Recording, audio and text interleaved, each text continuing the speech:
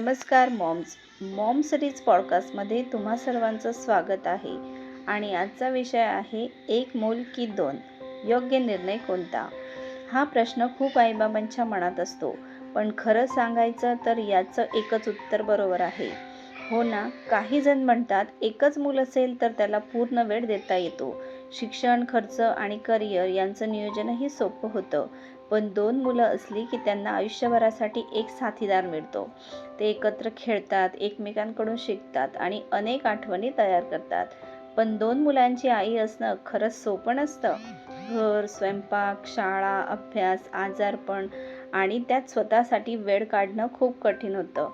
अगदी कधी कधी असं वाटतं की एका मुलाला वेळ दिला तर दुसऱ्याकडे दुर्लक्ष होतंय. ही भावना अनेक आई अनुभवतात.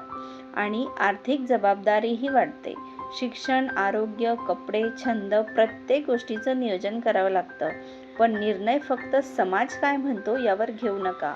दोन मुलं असायलाच हवीत किंवा एकच मूल पुरेसं आहे अशा गोष्टींपेक्षा तुमच्या कुटुंबाची तयारी महत्त्वाची आहे. मानसिक, शारीरिक आणि आर्थिक तयारी असेल तर कोणताही निर्णय योग्य ठरू शकतो. मुलांची संख्या नाही तर त्यांना मिळणारं प्रेम, वेळ आणि संस्कार महत्त्वाचे असतात. अगदी बरोबर. शेवटी एक मूल असो किंवा दोन, प्रत्येक कुटुंबाचा प्रवास वेगळा असतो आणि प्रत्येक निर्णयाचा आदर केला पाहिजे.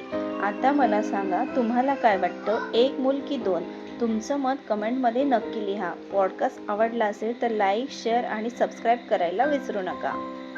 पुन्हा भेटूया मॉम सिरीज पॉडकास्टच्या पुढच्या एपिसोडमध्ये. धन्यवाद.